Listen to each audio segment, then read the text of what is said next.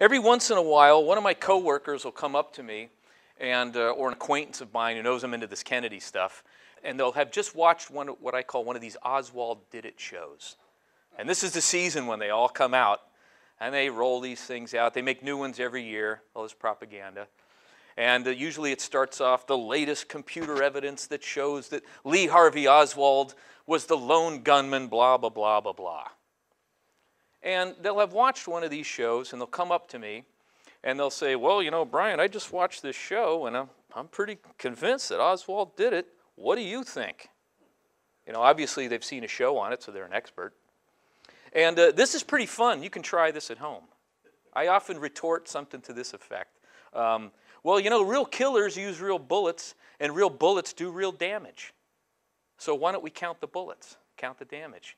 And around that time, their face starts to change color. That's the fun part. I thought we could do that today to establish multiple shooters. We got one bullet that misses the car completely, hits a curb, and a piece of that curb or a piece of that bullet nicks a bystander in the face, a guy named James. He says, yes, says, you got blood on your cheek. He says, where were you standing? I says, well, down by the underpass, so we started walking down there, and when Walters got about, well, I'd say 10 feet away, he says, look there on the curb, there was a very visible mark on the curb where a bullet had struck. We got Kennedy's hit in the throat, he's hit in the back, and he's hit in the head by at least one shot, possibly multiple shots simultaneously. That's already a minimum of 4, which is one past the official story. We got a through-and-through bullet hole through the windshield of the car. We got one that hits the chrome strip on the car. We got bullet damage on the Stemmons freeway sign. We got a bullet that's found in the grass. Everybody forgets that bullet. All heard of the magic bullet? This is the lost bullet. Connolly's not even hit yet. What's that, 8 shots? He's hitting the shoulder, the back shoulder. He's hitting the wrist, and he's hitting the leg. That's 11 shots. Now, usually by this time, they kind of slink off. They don't want to confront me. But every once in a while, they'll get a little indignant. Well, you know, Brian, bullets can do multiple damages. Sure. Let's say the one that comes through the windshield's the one that hit Kennedy in the throat. That's still 10. Let's say the one that hits Connolly in the leg is the one that went through his wrist. That's still 9, and they're coming from different directions. Now, I base this presentation on a conversation that took place in a Fort Worth hotel room days after the assassination between Malcolm Wallace, who was Lyndon Johnson's personal hitman, and a then mafia associate, a guy named Rod MacKenzie. It's also based off of photographs taken in Dealey Plaza and countless hours of research done by other Kennedy buffs out there. So who on earth is this Rod MacKenzie character, and why is he important to our story? Look at that handsome fella. He's still out there running around chasing girls. So you ladies, if you see him coming, I warned you. Okay? I'm not even kidding. Rod MacKenzie was born in 1934, grew up in the state of Massachusetts. He lived in Lowell, he lived in Dracut, Jamaica Plains, and Boston during World War II. And in the summertime, he'd go to New Hampshire where he visited his uncle, John T. Benson, who ran an outfit called Benson's Wild Animal Farm. And there he learned a lot about animals. He met some very famous animal trainers at the time, Joe Arcaris and Mabel Stark. They had like a little traveling petting zoo that would go around the greater New England area. And on this petting zoo, they had some carnival games. And as a kid, he learned how to work some of these games. He met some carnival people, circus people there too. Now, being a rather energetic young lad, he got into trouble every once in a while. In a high school Halloween prank gone wrong, he accidentally lit his school on fire. And this one got him sent before a judge. And the judge basically said, look here, kid. You're going into the National Guard, and at age 17, you're going into the U.S. Army, which he did. After his training in the Army, he sent right into the Korean War and right into combat. And I mean combat, hand-to-hand fighting. And at the end of his time in the Army, he'd won himself a Bronze and a Silver Star. When he gets back home, home life wasn't looking too good. He didn't get along with his parents, wasn't going to be moving in with them. His Uncle Benson had passed away some years before, and the animal farm was starting to slip a little.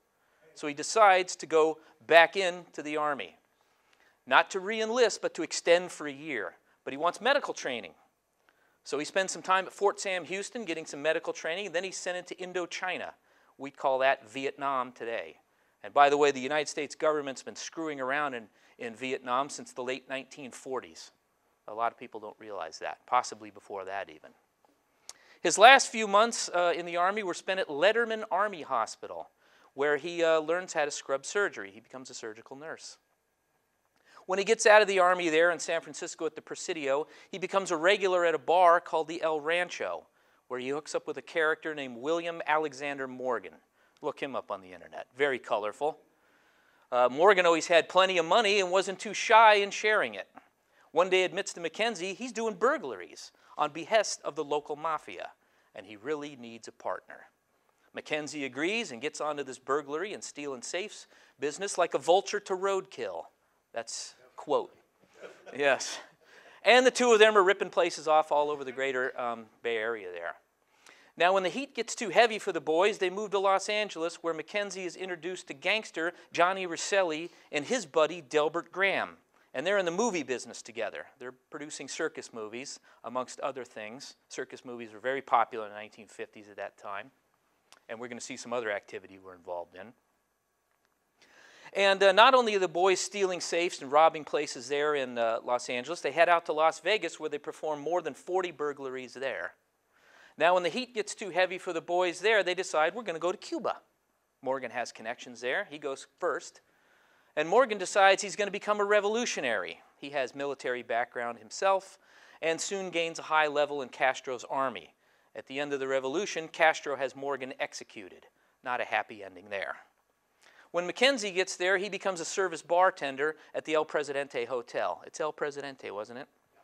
Yes, and in his spare time, for an extra buck or two, he starts making phony IDs for people. One day he's approached by an alphabet agency character. A guy shows him a national security yes, card. Defense Industrial Security Command, yes. And says, look here, Batista's guys are on to you with this phony ID nonsense you're doing. But, and if you don't listen to me, you're going to end up going to La Cabana, the jail there, and you don't want to go there. But we like your phony ID. We're going to send you to Fort Detrick, Maryland. You're going to get a little more training. And then you're going to make phony IDs for us. Giving MacKenzie the carrot he had to eat. After a few weeks at Fort Detrick, Abe says, look, we decided we don't need you in Cuba. You have a carnival background, a circus background. What we want to do is we want to put together something called a safe house on the road. And you'll travel around this little carnival outfit, and you're going to hide out people we tell you to hide out, and you're going to make phony IDs for people we tell you to make phony IDs for. But you're going to get paid. Again, MacKenzie doesn't have a choice. He's sent into Chicago, where this carnival outfit, codenamed ZR Flat Store, was put together under the watchful eye of none other than acting mafia boss Sam Momo Giancana. And this is where people get screwed up.